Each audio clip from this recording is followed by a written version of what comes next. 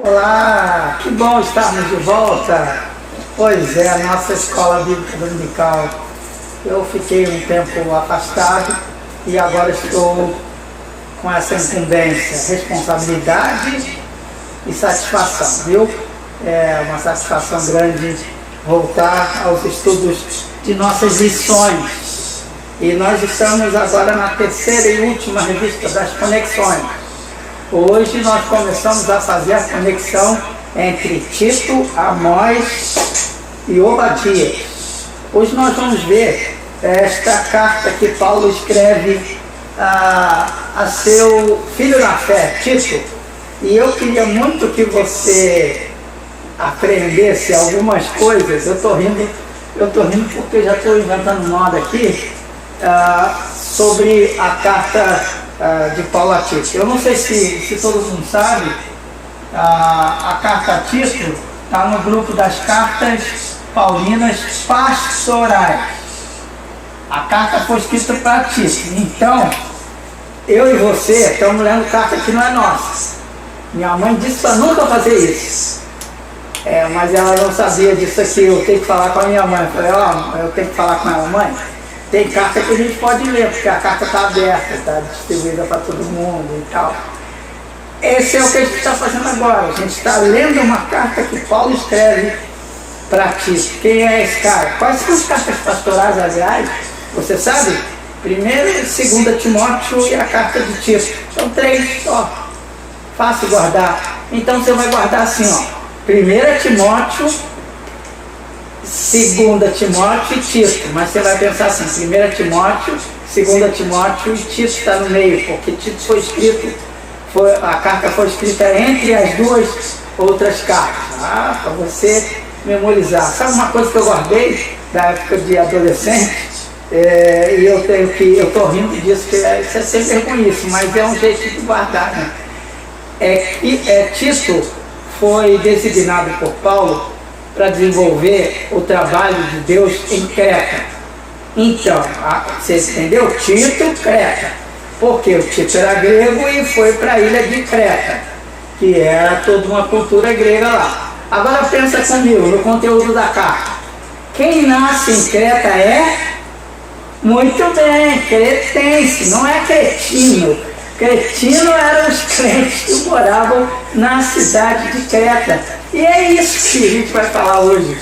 A carta de Paulo é dirigida à igreja dos cretinos, dos cretenses, que eram cretinos. Cretinos por quê? Mas vamos ler o texto bíblico e vamos entender. Você nunca mais vai esquecer disso, né?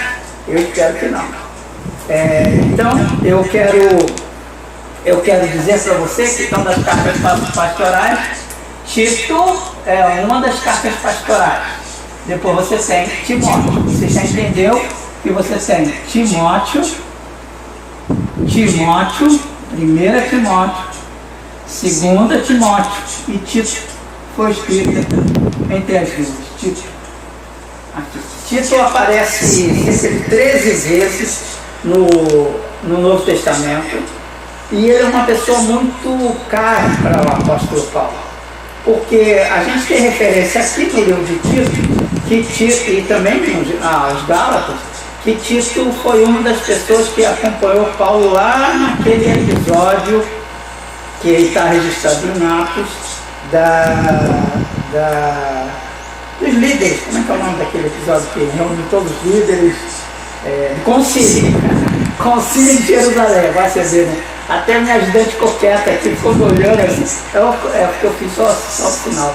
O Concílio de Jerusalém, Tito estava lá com Paulo. Então, já tinha se passado cerca de 25 anos, mais ou menos, entre aquele episódio de Atos, capítulo 15, até o que acontece aqui na carta de Paulo a Tito. Eu vou deixar para orar no final. Sabe por quê? Só para marcar a diferença, porque eu ainda falta gravar uma aula de Evangelho de João, e eu oro lá no começo e aqui vou deixar para orar no final. Então você já entendeu que, vamos recordar, Tito está na subdivisão das cartas paulinas, das cartas chamadas pastorais, porque as cartas paulinas nós temos cartas para as igrejas, e aí é fácil você entender. 1 Coríntios, 2 Coríntios, Gálatas e tal, é para os crentes daquele lugar. Você tem as cartas pessoais de Paulo, você tem as cartas chamadas de cartas da prisão, que Paulo escreve na prisão, e as chamadas cartas pastorais. Estas 3 cartas aqui vão ensinar para a gente como é que Paulo administrava seu ministério. É muito interessante a gente perceber isso. Não há, as cartas são muito similares, não há nenhuma falha de caráter, pelo contrário, o desafio de Paulo é tanto para Tito quanto para Timóteo, para que eles fossem exemplo em tudo. Então não tem essa canalice, essa cretinice que a gente vê nas igrejas hoje. Inclusive, a gente vai aprender um pouco sobre essas questões. O livro é bem pequeno, são apenas 3 capítulos, e o livro se divide em 3 partes. Estou falando muito, né? Mas eu preciso falar muito. O livro se divide basicamente em 3 partes. E eu vou fazer aqui aqueles, os irmãos já estão acostumados, já tem gente que até aprendeu a fazer. Você não aprendeu? Então aprenda, porque é muito simples de fazer. 1, 2, 3. A primeira parte não está necessariamente dividida assim. Capítulo 1, primeira parte, capítulo 2, segunda parte, capítulo 3, terceira parte. Não, elas estão um pouquinho emboladas, mas só para você entender, aqui ele vai dizer, vai falar sobre os novos líderes e os anciãos da igreja, o que eles serviam. Na segunda parte ele vai falar que a casa do cristão é o exemplo dele, e a mensagem do cristão deve ser respeitada. E na terceira parte ele vai falar que não apenas a casa de Deus, mas depois vai falar também sobre a nova família. Vamos lá. Deixa eu falar mais alguma coisa sobre a cidade de Creta. Creta é uma ilha que fica lá no Mar Egeu e é uma ilha muito famosa para toda a cultura greco-romana. Eles se arvoravam em tirar onda de que achavam que Zeus tinha nascido ali, na ilha de Creta. E mais do que isso, eu tenho certeza que você já ouviu falar. Se não ouviu falar, eu fico assustado, mas você já ouviu falar de Minotauro, não já? Eu espero que você saiba pelo menos isso, Minotauro, porque era o touro da cidade de Minos. E é muito interessante porque o Minotauro foi preso num labirinto na ilha de Creta. Deu para entender isso? A história do Minotauro é uma história sem vergonha, uma história meio safada. Como é que nasceu o Minotauro? E a cidade era uma cidade de gente sem vergonha. Não apenas sexualmente, mas também politicamente. Gente que discute, eu não sei se você já conhece gente assim.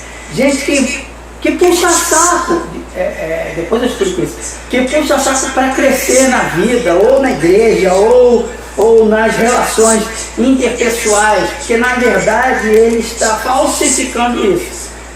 E puxa saco é uma expressão que você deve saber, que quando o cara chegava na festa, ele chegava com um sobretudo, né? Que chamavam de saco. Então, o cara que ficava na porta para a festa, ele puxava o saco, que era atrás, assim, puxava o saco para esticar, na verdade, o sobretudo, a roupa dos convidados. Então, tinha gente que era contratado só para isso, aquele cara para alisar a roupa do outro. Então, tem gente até hoje, você vê como a palavra de Deus é contextualizada, né? Deus é tão maravilhoso, generoso, cuidadoso conosco, que preservou cartas como essa que a gente vai ver agora. Mas ali os primeiros versículos, Eu não anotei exatamente quais são os versículos, mas eu queria que você lesse até a parte que fala que Deus não mente. É logo no começo do capítulo 1 da carta de Paulo a Tito. Eu vou abrir aqui também, que aí nós acompanhamos juntos. Pode ler. Paulo, servo de Deus e apóstolo de Jesus Cristo, para levar os eleitos de Deus à fé e ao conhecimento da verdade que conduz à piedade, fé e conhecimento que se fundamentam na esperança da vida eterna, a qual o Deus que não mente prometeu antes dos tempos eternos. Olha que coisa interessante, é ver versículos 1 e 2, né? É muito interessante. A introdução das cartas paulinas já dão ideia para a gente do que estava acontecendo. Aqueles cristãos da cidade de Creta estavam desenvolvendo muita mentira no meio. Conversinha, sabe? Crente conversinha. Eu ainda conheço alguns crentes conversinha. E ele vai deixar muito claro, se você é filho de Deus e seu pai não mente, você também não deve mentir. E mentira, que ele não está falando só daquela coisa de mentir para se livrar, não. É mentir para se dar bem. Você conhece isso, você sabe disso? Você trabalha com marketing, já ouviu falar de marketing, que na verdade o que a gente faz é seduzir o outro a ter desejo de consumir o que a gente vende. E é muito curioso isso. Vou pedir a Marília para ler também os versículos 3 e 4, que você vai ver como é que Paulo trata Tito. Trata Tito de uma forma muito interessante, amável, mas ele mostra que Tito é seu filho na fé. E vai explicar no versículo 5 por que é que ele deixa Tito em pé. Vai lá. No devido tempo, ele trouxe à luz a sua palavra, por meio da pregação a mim confiada por ordem de Deus nosso Salvador, a Tito, meu verdadeiro filho em nossa fé comum. Graça e paz da parte de Deus Pai e de Cristo Jesus nosso Salvador. Agora você vê no versículo 5, por que é que Paulo recomendou Tito para ir para aquela cidade. A razão de tê-lo deixado em Creta foi para que você pusesse em ordem o que ainda faltasse e constituísse presbíteros em cada cidade, como eu o instruí. Então essa é uma bela de uma dica, porque você percebe, às vezes a gente pensa que a ilha que é uma ilha de Creta, a gente pensa que é só um vilarejo. Mas não, a ilha de Creta você pode entrar no mapa ali, no Google, e colocar Creta Antiga. Você vai ver que a ilha era na verdade um grande porto em que saíam e entravam navios para negociação. E olha que coisa interessante, é por isso que aqui nessa cidade Paulo vai fazer uma recomendação para as mulheres. Porque navio, marinheiro, porto, o que você acha que eu falava lá? Aliás, a cidade era marcada pela prostituição. É só você ver como nasceu o Minotauro. O Minotauro, eu acho que eu posso falar, né? O Minotauro nasceu de uma relação promíscua entre a rainha e um touro. É verdade. Então as mulheres, de alguma forma, estavam envolvidas nesta sensualidade e na fertilidade. A fertilidade, a relação sexual estava relacionada à fertilidade. E é muito interessante que Paulo vai destacar isso com relação à mitologia. Ele fala não a mitologia grega e não a mitologia judaica. Eu vou pedir a Marília para ler ainda no capítulo 1. A gente trocou, viu? Você percebeu, né? Eu fiquei com a Bíblia aqui. Eu prefiro impresso, né? O material impresso. Eu vou pedir ela para ler ainda no capítulo 1. Eu tenho que correr, passa muito rápido esse tempo. Eu vou pedir, por favor, para a Marília ler o versículo 6 até o versículo 10. Até o versículo 9, desculpa. É preciso que o presbítero seja irrepreensível, marido de uma só mulher, e tenha filhos crentes que não sejam acusados de libertinagem ou de insubmissão. Por ser encarregado da obra de Deus, é necessário que o bispo seja irrepreensível, não orgulhoso, não briguento, não apegado ao vinho, não violento, nem ávido por lucro desonesto. É preciso, porém, que ele seja hospitaleiro, amigo do bem, sensato, justo, consagrado, tenha domínio próprio e apegue-se firmemente à mensagem fiel, da maneira como foi ensinada, para que seja capaz de encorajar outros pela sã doutrina e de refutar os que se opõem a ela. Muito bem. Você percebe uma coisa aí, eu não sei se você percebe, dá uma olhadinha, Maria, no verso 5, ele chama os líderes de quê? Aí? De 5 presbíteros. No verso 7, de bispos. Então é muito interessante que na verdade Paulo não cria uma hierarquia. Em algumas versões vai dizer anciãos. Em outros lugares Paulo chama de pastores. Na verdade ele vai falar de todos esses líderes que cuidam do rebanho do Senhor. Hoje a gente tem um conceito de pastor diferente. A gente tem um conceito de pastor, aquela pessoa que fez o seminário, 4 anos de seminário, passou por um concílio, impuseram as mãos e agora o cara virou pastor. Naquela época, especialmente num trabalho novo como o de Creta, as pessoas eram recomendadas a abrir o trabalho. A gente vê no livro de Corinto, na carta de Paulo aos Coríntios, a gente vê na carta aos Gálatas, a gente vê também no texto de Romanos que a própria igreja é que vai gerir os seus líderes, que vai escolher, que vai referendar os líderes. Mas quando esses líderes ainda não existem, como é que a gente faz? Sabe como é que a gente faz? O que Paulo fez. Ele manda um missionário lá e a junta trabalha assim também, tanto a junta de missões mundiais quanto a junta de missões nacionais. Você já ouviu falar de missionário autóctone? O que é um missionário autóctone? A gente manda um missionário nosso para lá, ele vai desenvolver o trabalho, vai evangelizar as pessoas e os primeiros convertidos, aquelas pessoas que se dedicaram mais, vão começar a aprender dos conteúdos bíblicos para passar para os outros. O autóctone é essa pessoa da terra que vai passar a informação aos outros. Por que eu estou falando tudo isso? Para que você entenda que havia uma organização ali.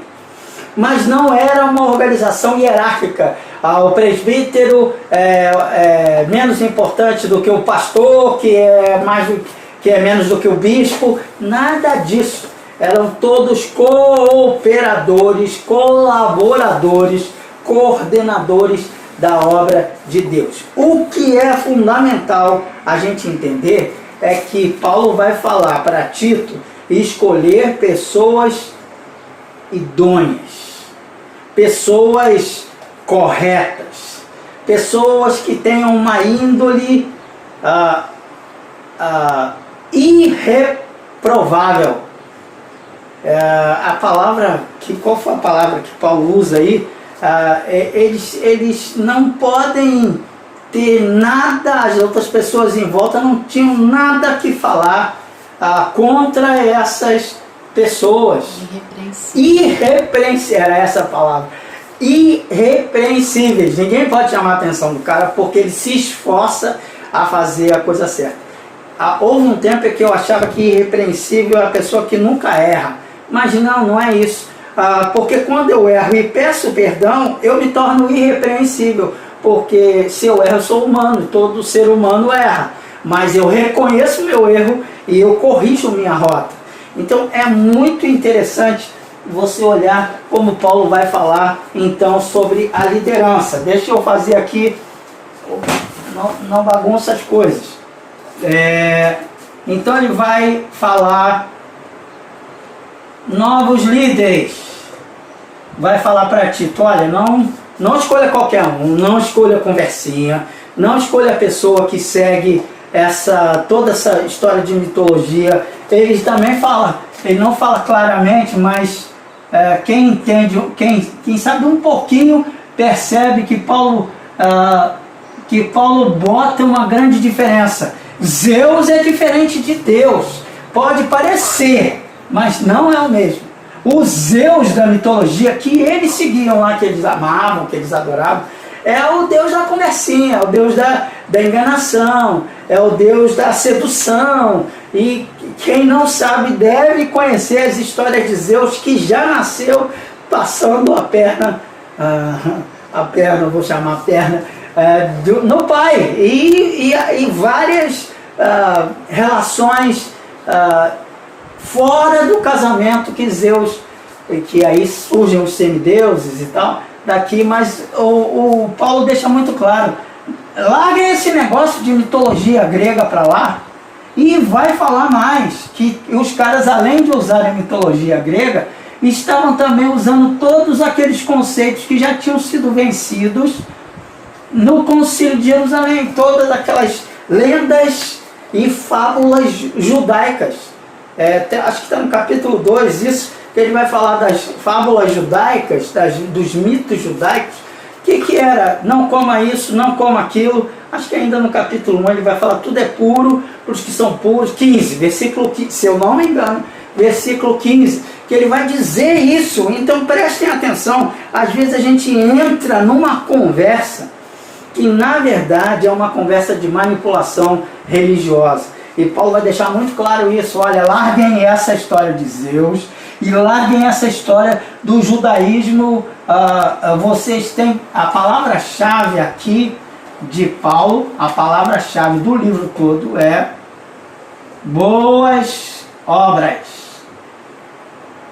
Porque, você vai perceber, os novos líderes devem ser marcados por executarem boas obras, bons serviços, bom testemunho. Deixa a Marília ler o 15. Pode ler, Marília, por favor. Eu vou ler um pouco assim. Pode ler. Tal testemunho é verdadeiro. Portanto, repreenda-os severamente para que sejam sadios na fé e não deem atenção a lendas judaicas, nem a mandamento de homens que rejeitam a verdade. Para os puros, todas as coisas são puras, mas para os impuros e descrentes, nada é puro. De fato, tanto a mente como a consciência deles estão corrompidas. Vejam que a consciência e a mente já estavam corrompidas, porque estavam vivendo numa cidade cretina. Estava vivendo na cidade de Creta. Estava vivendo numa cidade cheia de mito. Mas era uma cidade com um potencial extraordinário. Por isso Paulo investe numa pessoa como Tito, que era um homem grego que nunca foi circuncidado, ao contrário de Timóteo, que vai trabalhar com comunidades judaicas. Timóteo é circuncidado, mas Tito não, para dizer, olha, essa história de circuncisão não funciona. A essência é a forma como você trabalha e para que você trabalha. Agora, a partir do capítulo 2, você vai perceber que ele não fala apenas dos novos líderes, ele vai falar da casa do cristão. O que ele vai dizer aqui? Porque as estruturas familiares eram umas estruturas, você pensa que a história de família nuclear é uma história nova. Se você pensa que a história de família um pouco mais ampliada, de família unicelular, que é novo, isso é muito antigo. No Império Romano, então, o homem tinha várias mulheres quanto pudesse sustentar, e amantes que viviam na mesma casa, e os escravos que viviam naquela casa. E aí Paulo vai ensinar para Tito que esses novos líderes e todos os cristãos, e isso tem a ver comigo e com você, todos nós cristãos temos que ter uma casa, um casamento de um cristão. Então, se eu sou servo, vou começar de baixo para cima, se eu sou servo, eu sirvo como se eu estivesse servindo a Deus. Por quê? Porque o meu patrão, se não servir a Deus, ele vai ficar impressionado com a minha atitude. As mulheres devem se relacionar como iguais e não ter hierarquias nessas coisas. Tem que ser idôneas, e as mulheres, mais do que subordinadas ao marido, deveriam ser parceiras de ministério de seus maridos. E o homem deve ser exemplo em tudo o que ele faz. É aí que Paulo vai dizer às mulheres mais velhas que aconselhem as mais novas como devem se comportar. Mas como é que você vai aconselhar? Tendo uma vida digna, percebe?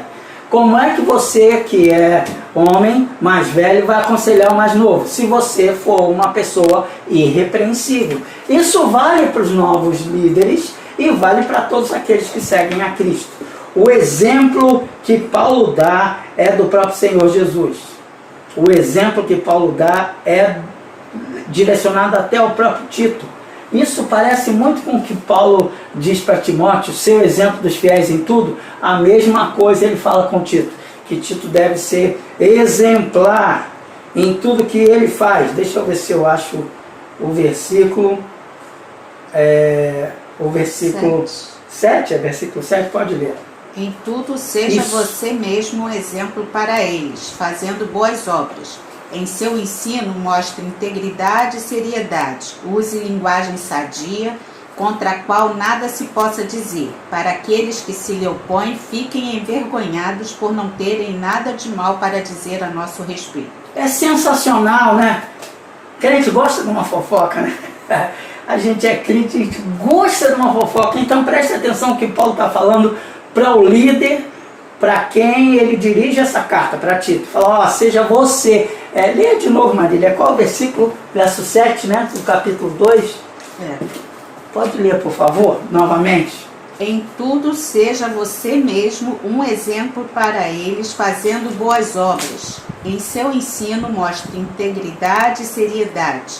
Use linguagem sadia, contra a qual nada se possa dizer, para que aqueles que se lhe opõem fiquem envergonhados por não terem nada de mal para dizer a nosso respeito. Olha, vou dizer para vocês como é que eu anotei isso aqui. Hudson, em tudo seja você mesmo um exemplo. Para eles, fazendo boas obras. Você tem que ser o exemplo fazendo boas obras. Coloca seu nome aí, vai. Coloca seu nome e diga... tome para você essa carta que você está lendo, que não é para você, é para Tito. Mas Paulo está dizendo para Tito isso. Use também linguagem sadia, Tito.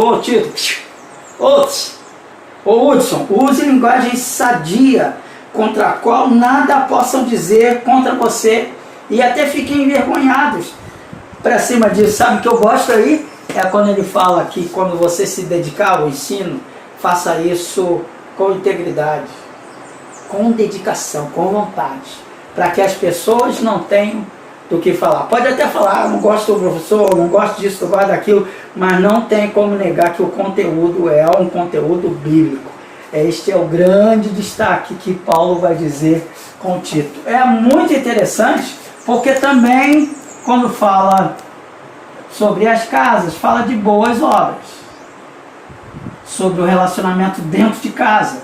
O destaque também são boas obras. Cristãos praticam boas obras. E é muito interessante como Paulo vai expandindo isso ao longo do seu ensino. Então, a terceira parte aqui, cidadãos. Ele vai falar, na verdade, uma nova humanidade.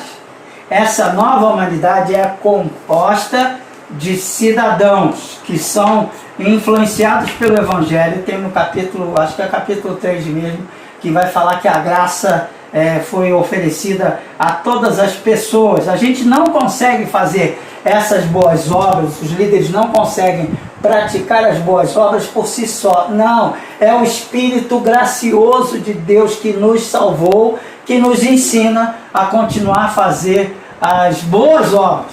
A mesma coisa os cristãos, ou todas as pessoas mesmo que não são líderes, elas praticam boas obras porque o bom está dentro delas. O bom que a graça alcançou a cada um e é oferecida a todas as pessoas, também precisam disso. E cidadãos, de uma forma geral, também praticam boas obras, vão querer fazer, executar coisas boas. Sabe, a gente conversa de vez em quando aqui em casa e a gente fica muito preocupado com a questão política, porque as pessoas às vezes são muito corretas, chegam lá porque praticam boas obras, mas quando entram no meio se tornam cretinas, porque entram no esquema, aquele esquema relacionado à corrupção. Capítulo 3, versículos de 1 a 7, Paulo vai dizer o que é um cidadão ideal. E se você prestar atenção no capítulo 3, de 1 a 7, eu até anotei, capítulo 3, de 1 a 7, ele vai falar que o cidadão ideal, proposta aí no livro na carta de Paulo a Tito, ele anda na contramão da cultura. Ele anda de uma forma diferente das outras pessoas. Leia, por favor, Maria. Lembre a todos que se sujeitem aos governantes e às autoridades. Sejam obedientes, estejam sempre prontos a fazer tudo o que é bom. Não caluniem a ninguém, sejam pacíficos e amáveis e mostrem sempre verdadeira mansidão para com todos os homens. Houve tempo em que nós também éramos insensatos e desobedientes. Vivíamos enganados e escravizados por toda espécie de paixões e prazeres. Vivíamos na maldade e na inveja, sendo detestáveis e odiando-nos uns aos outros. Mas quando se manifestaram a bondade e o amor pelos homens da parte de Deus, nosso Salvador, não por causa de atos de justiça por nós praticados, mas devido à sua misericórdia, ele nos salvou pelo lavar regenerador e renovador do Espírito Santo, que ele derramou sobre nós generosamente por meio de Jesus Cristo, nosso Salvador.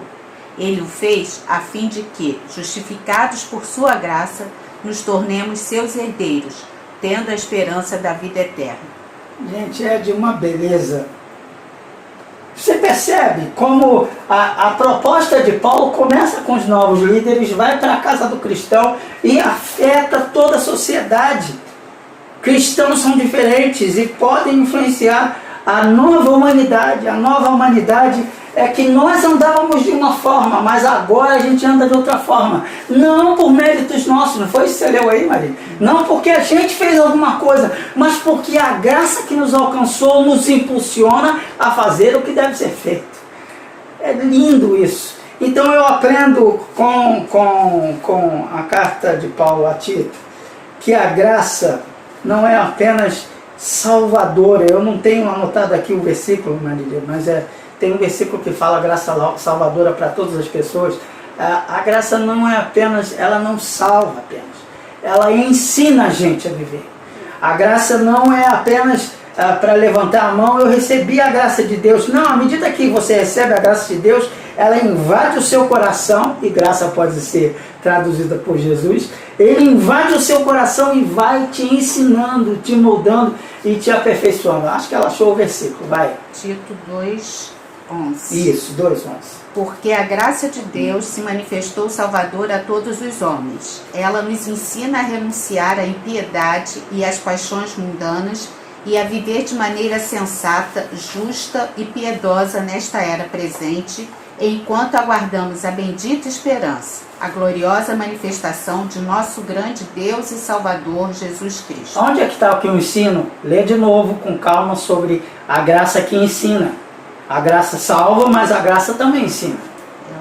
Pode ler. Ela nos ensina Isso. a renunciar à impiedade e às paixões mundanas e a viver de maneira sensata, justa e piedosa nesta era presente. É a graça que faz isso, você percebe? E como é que você vai ter a graça de Deus fazendo isso em você? Só conhecendo as Escrituras. Porque Deus se revelou por meio das Escrituras. É o que Paulo está dizendo aqui, que chama de sã doutrina. A sã doutrina é isso, é receber a graça e deixar que a graça trabalhe em você, para que você não confunda Zeus com Deus, para que você não confunda judaísmo com cristianismo, e para que você glorifique a Deus onde você está. E eu gosto muito de pensar isso, porque quando eu paro lá para desenhar, e eu estava preparando a lição, ouvindo o texto de Paulo a Tito, eu estava imaginando, gente, eu glorifico a Deus com isso que eu faço. Fomos ao cartório assinar um documento, uma autorização, e aí o moço foi reconhecer a firma lá, e aí para a hora de reconhecer a firma, pegou um documento original meu e comparou com o documento que eu estava assinando, porque ele estava dizendo ali, isso aqui está dizendo que essa pessoa é a mesma pessoa. Eu sou a mesma pessoa, influenciado pela graça, na comunidade, dentro da minha casa e também na liderança da igreja. Você percebe isso? Que a vida cristã não é discurso. A vida cristã é uma vida cheia de boas obras. E domingo que vem a gente vai fazer a conexão com o Antigo Testamento. Amós e Obadias falam mais ou menos a mesma coisa, porque eles vão falar sobre justiça social. Não há justiça social sem boas obras. E nós não conseguimos fazer nada sem a graça de Deus, que ela nos salva, nos redime e também nos corrige, nos orienta. Vamos orar? Muito obrigado pela sua paciência. Se você não leu, leia a carta, 3 capítulos, molinho de ler, né? Leia a carta de Paulo a Tito. E semana que vem, se Deus quiser, estaremos juntos com Amós e Obadias. Senhor, nós queremos te agradecer pela tua palavra. Muito obrigado porque estamos juntos novamente, eu e meus parceiros de estudo. Muito obrigado pela vida do Dr. Maurício, que dirigiu a EBD nesse intervalo em que não pude estar aqui. Muito obrigado por cada um dos professores das classes que compartilham dessa lição. Muito obrigado, muito obrigado. Muito obrigado porque temos exemplos muito bons em nossa comunidade, de gente íntegra, de gente correta. Mas, Senhor, nós queremos imitá-los. E mais do que isso, nós queremos que a tua graça nos ensine o caminho certo em que devemos seguir. Que a gente possa se misturar menos com o mundo e nos parecer mais com Jesus. Muito obrigado. Aceita a nossa oração, porque a fazemos no nome de Jesus. Amém. Amém. Tchau.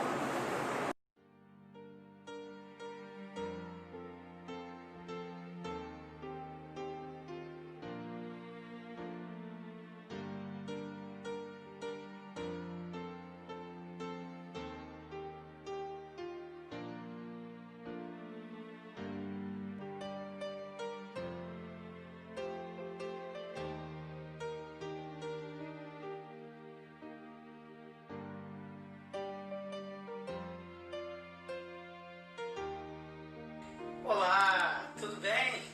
Olha eu aqui de novo na escola dominical, né? Mas eu acho que esse é meu lugar.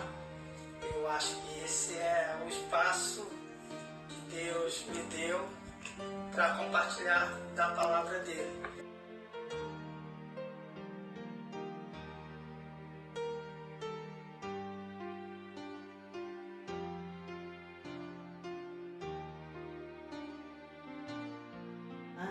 Eu sou Ana Fontes, eu sou auxiliar pedagógico da EBD de nossa igreja e hoje estou aqui com muita alegria para anunciar o feliz ganhador do sorteio da arte feita pelo pastor Hudson, baseada na lição que é apresentada aos domingos da nossa EBD online.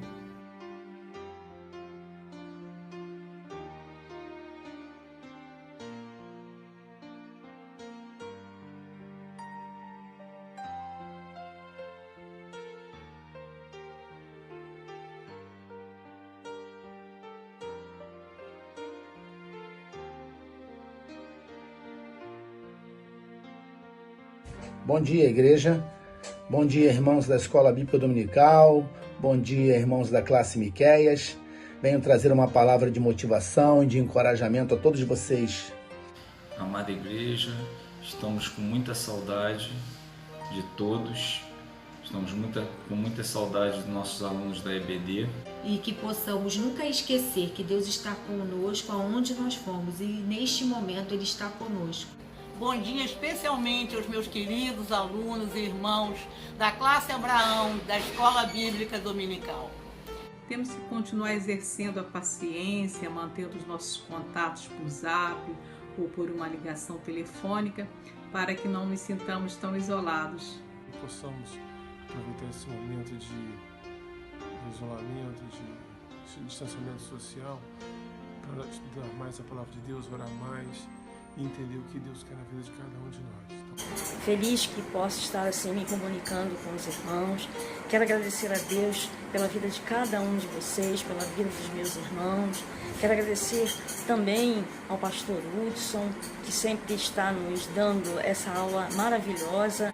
Meu nome é Valdício e eu, junto com os irmãos Clóvis, Marcos, Jaqueline, Deise e da saudosa irmã Sônia, nós fazemos parte do grupo de professores das classes Diamante e Brilhante, que são duas classes de doutrina destinadas a ensinar o Evangelho e a Palavra para aqueles nossos irmãos recém-convertidos. Olá, queridos amigos e irmãos da Igreja Batista Barão da Taquara, nossa amada IBBT. Estou aqui para dar uma palavra a todos os alunos da IBT e principalmente aos nossos queridos alunos da classe Isaías, uma classe que integra surdos e ouvintes no estudo da Palavra de Deus, por meio do ensino e aprendizado da língua de sinais.